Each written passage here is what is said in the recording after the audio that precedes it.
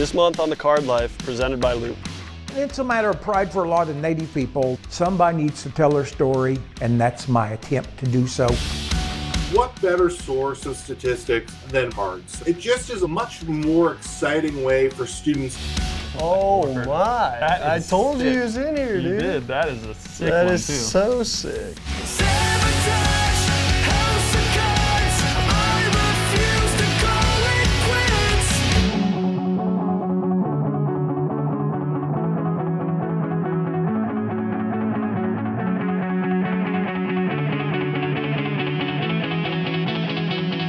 Welcome once again to The Card Life, presented by Loupe.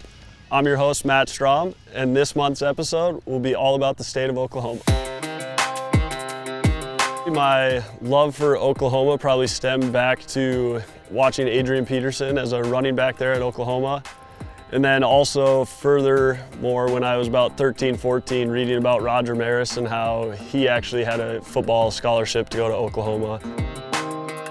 This month on the show, we'll talk to an Oklahoman with a collection of baseball cards of Native Americans that dates back to the 1890s. We'll also show you how several individuals, including an Oklahoma State professor, are using sports cards as an educational platform for kids. We also have a great break from Pristine Auction, and I take on my brother in the first baseball card-based board game. Let's go! More Native people live in the state of Oklahoma than in any other state in America. The group represents more than 7% of the population across the Sooner State, which is the proud home of 39 tribal nations. Rob Daugherty is a Cherokee Nation citizen who has been traveling the country for nearly 4 decades, serving as an MC for powwows. He also has a one-of-a-kind collection of baseball cards, which he shared with us at the Ogapa tribe's downstream casino. Daugherty's vision for his collection: use it to educate and inspire. My name is Rob Daugherty. I'm from a small community of Oak Hill, located in Jay, Oklahoma, and I'm a citizen of the Cherokee Nation of Oklahoma. My community and the community surrounding that, all of our Cherokee ball players, they were legends to us. They were professionals to us. Every Sunday afternoon, 1 or 2 o'clock, cars start coming in one by one, and all afternoon they'd play a long 9-inning game, sometimes 2 games. It was a community event. I grew up like that, idolizing the local legends that I call back home Cherokee ball players. Baseball was just something that was just a commonality of all of our Native athletes around Cherokee country and in the communities. Daugherty started collecting cards of Native people at the age of 10.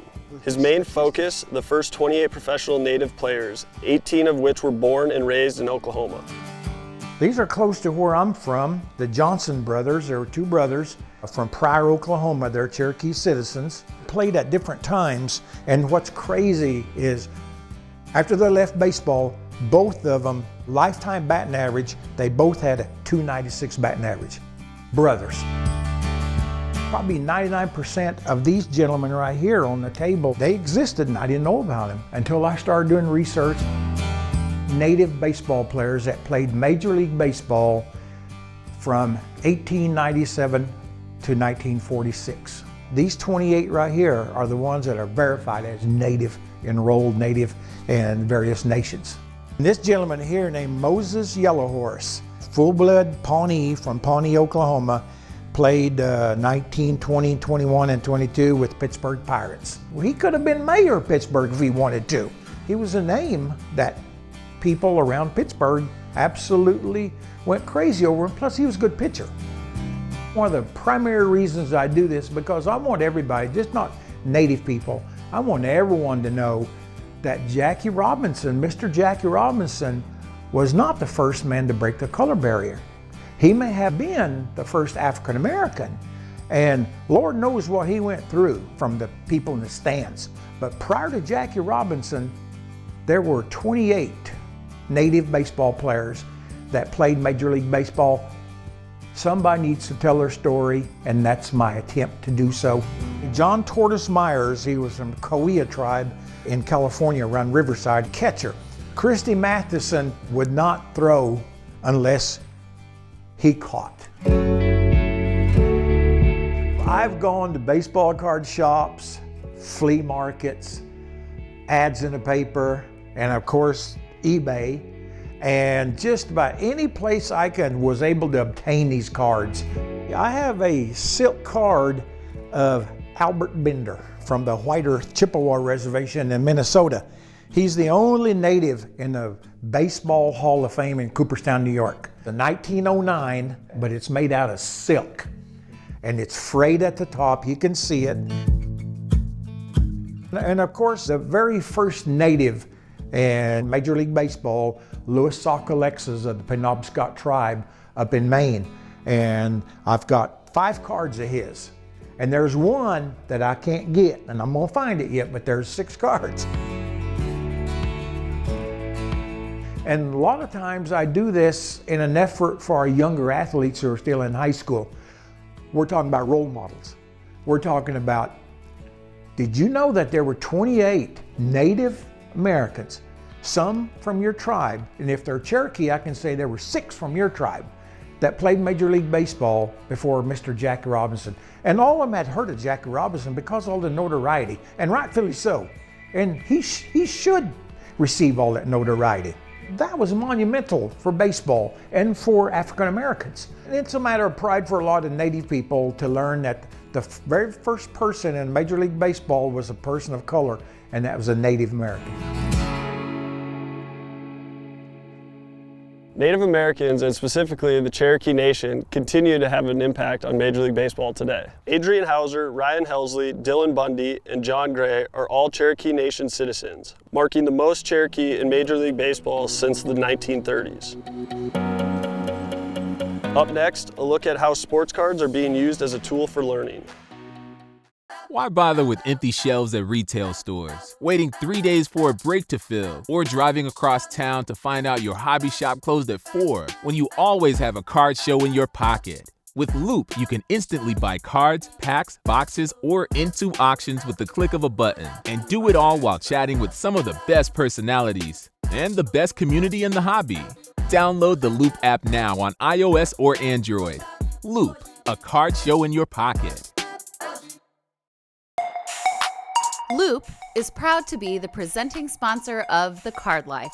Here are some of the best break hits from the last month. Oh my goodness! Are you kidding me? 139 of 199. Oh my! Wow! Oh my! Join the Loupe community now by downloading the app on iOS or Android. Loupe, a card show in your pocket. Welcome back to The Card Life, presented by Loupe. On the campus of Oklahoma State University in Stillwater, John Holden, an assistant professor of legal studies, recently authored an article about the use of sports cards as a learning tool for children. One of the big things that we know about students, particularly students who struggle with a subject, is that oftentimes they lack a connection to that subject. So it's not necessarily that they don't like the subject or can't understand the subject, it's that they don't feel a connection with it. And so if you can make that connection through something, whether it's sport in itself or whether it's through the cards, the students are able to say, oh wait, I get it in this context. Then you can break down that barrier, show them they're learning about something that's useful to them. The idea of using sports as a catalyst for learning is not a new one. DC-based EverFi has partnered with sports leagues to create educational apps used in classrooms across the country for more than a decade. Oftentimes I'll go visit schools and I'll talk to educators and they'll consistently say, presenting this topic through the lens of sports just creates a whole new engaging way to teach students. And sports leagues in many ways have a big leg up because they create a unique vantage point by which to view that content. Card companies have started to embrace the idea as well. Upper Deck has had parents and educators share examples of how they use cards for learning and shared their ideas through the hashtag UDEducates. In 2020, Tops released a series of online lessons through their Tops of the Class program. You can use them all the way from sort of kindergarten up through college. Even with my daughter who's just in preschool, we look at the front of the card and, okay, what number is on the player's jersey? What colors are there here? I was at Florida State University. I was tasked with developing this sports analytics course. The challenge that we had was, a lot of our students didn't have a math or stats background. What better source of statistics than packages of cards? It just is a much more exciting way for students to dive into analytics than, say, just going straight to Baseball Reference. There's so much information contained in cards that your creativity is really the limit on how you can use them. We'll provide a link to these sports card educational resources on our website. What a creative way to engage kids in learning and bring more kids into the sports card hobby.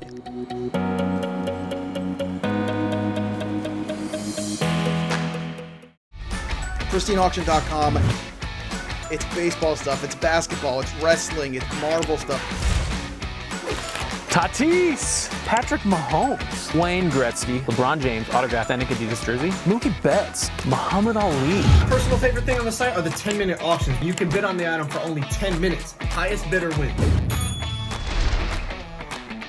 It's free to register, free to bid. Sign up today, PristineAuction.com.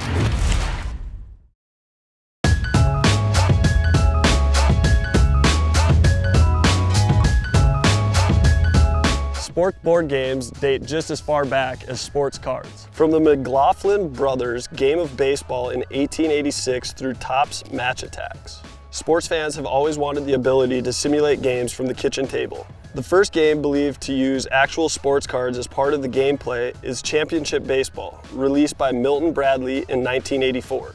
For the first time, Topps cards with 30 players were included in the game. The back of each player card used their statistics to calculate outcomes based on a dice roll. Bruce Whitehill created the game less than a year after joining the team at Milton Bradley. Somebody said, here's what we've got. We've got to deal with Topps. We want a ball game based on cards, Topps cards, where on the back of the card you have whatever statistics you need to play the game. And so with that kind of assignment, I started figuring, well, what can I do to make it play? With 2 dice, you have all these combinations. So if I can put all those combinations on the back of every card, but with a different outcome, it would really be a game where the players' talents would be showcased on their particular card. And so I did the whole thing. Then the computer department was able to take it over and come up with a format. We are here today with the board game Championship Baseball, and I've brought along my little brother here, Ben. So we've spent most of our life competing. I'm sure this, hopefully we can keep it in-house here and not get too out of hand with our competition.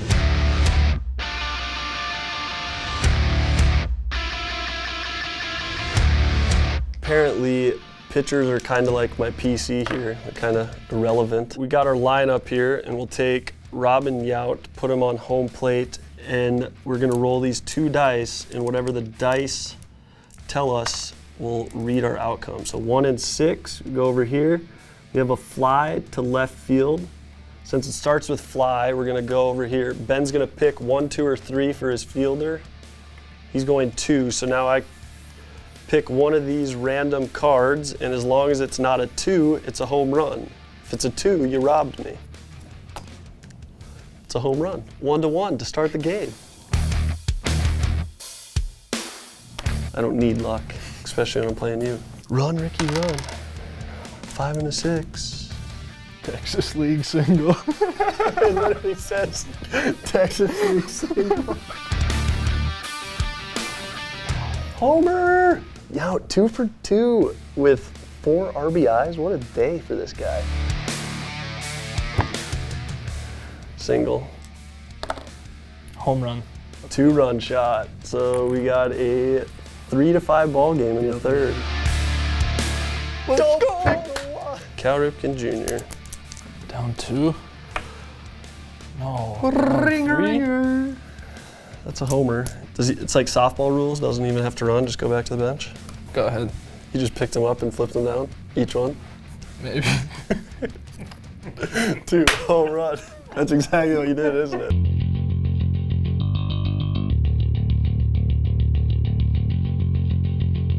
Fly to center if Home you get a run. home. Let's If go. you get it. If you get it. I robbed you in right center. I'm gonna rob you in left center now. I'm picking the 2. This is an out to end the inning with a lead. Can't think about it. Let's go. Dang it, 3 Three of them. runs, so 9-7 now. Shoot! Let's go, Mike. A double play would be, I don't see it. Doesn't have one. Out, ground ball, shortstop, double play. Shoot! So we got first and second, 1-run game, nobody out. A man with 2 homers is up. Ready to watch him end it right here? Double sixes for the win. 3-6. What? This could end it. If you don't catch this triple to left field, it's over. Oh, no. It's over. Pick a spot. Alright, the only 1, one 2, that's 3. hits 2 the whole time. Switch around. What a day at the park. So Alright, not if it's a 2. 1 or a 3, you win. A 2. No! Yes! Oh. Good game. Yes. Walk off. There you go. Go ahead. Give me my 9, 10.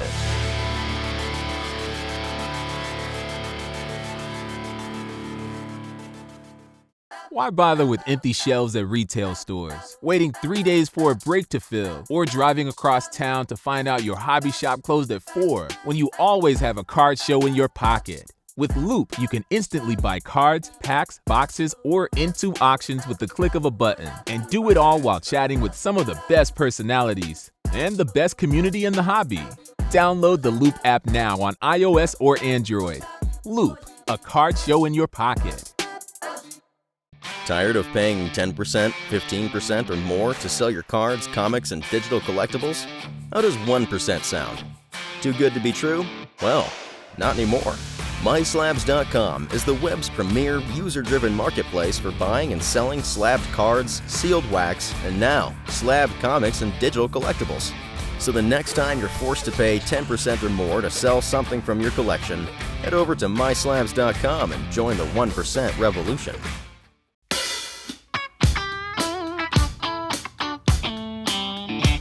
Pristine Auction is a proud sponsor of The Card Life.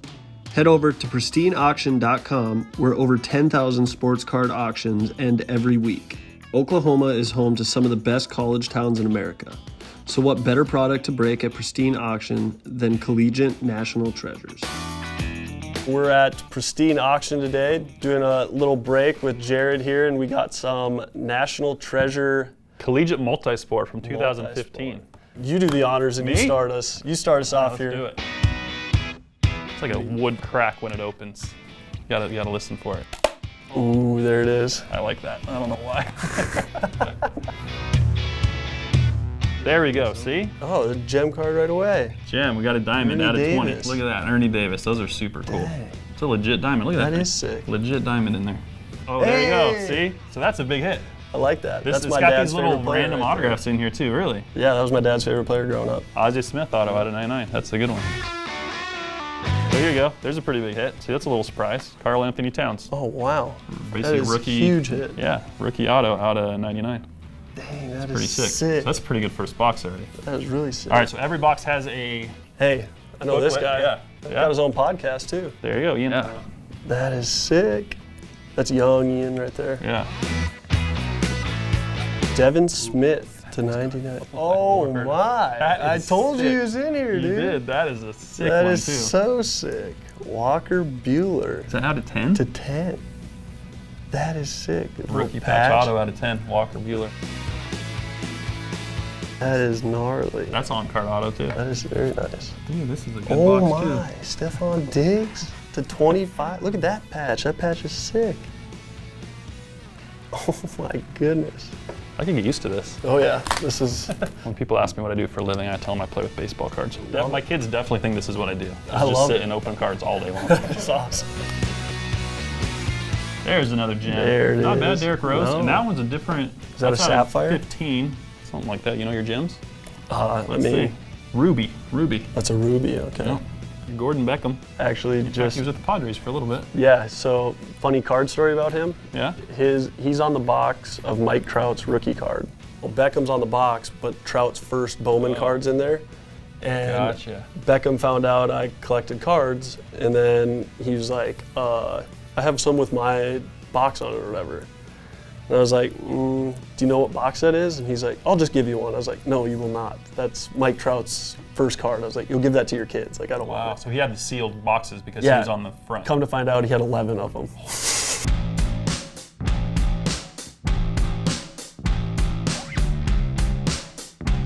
Oh, there you go. That's a good hit. Marcus Allen, relic auto out of 25. Those were fun though. Man, I feel like we started out with a bang on that one. I mean, the first two boxes were definitely the better of the two. Those are sick though. Not bad. Favorite card? It's got to be the Bueller, right? Yeah, the patch is sick. He's got a great auto too. Yeah. But I mean, the Karl Anthony Towns is sick. Ozzie Smith, Marcus Gem cards are always cool. Nice. Check out Pristine Auction's 10-minute auctions and daily auctions with no reserve at pristineauction.com.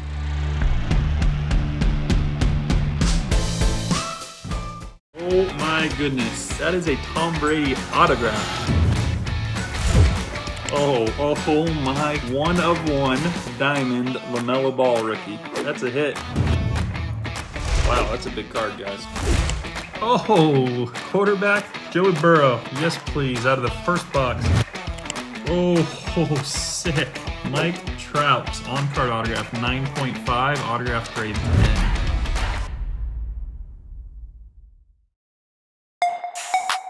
Loupe is proud to be the presenting sponsor of The Card Life. Here are some of the best break hits from the last month. Oh my bro. Gold vinyl 1/1 Soto. Oh my gosh! Boom! Boom! Let's go! Let's go! Zach Wilson, 1/1! Join the Loupe community now by downloading the app on iOS or Android. Loupe, a card show in your pocket.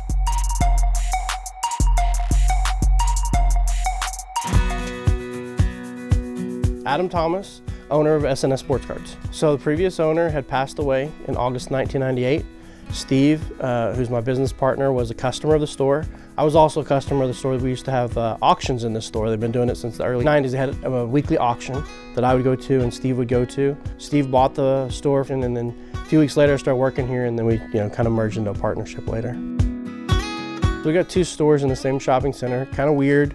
It's not conventional. Both stores are a couple thousand square feet. One caters to more higher end collector, more higher end boxes, things of that sort, higher end singles. The other store caters more to a younger collector or a new collector. Also to somebody maybe who's an older collector, but they're working on sets or player collections. So it's more lower end product at the other store. I mean, everybody in this industry right now has seen an uptick. It's been trending since 2016, but the last 2 years have been nuts. More kids than we've seen probably ever in this industry, which a lot of us didn't think that younger generation was going to get into cards. They're not really into tangible items. They like to stream their games and their music. So kind of shocking that generation's really caught on to cards. I think social media's played a huge part of that. I think YouTube, TikTok, Instagram has played a huge part of that, and it's really refreshing to see kids actually interested in tangible things and cards that we carry on to another generation. That's it for the show this month. We'll see you next time on The Card Life presented by Loupe.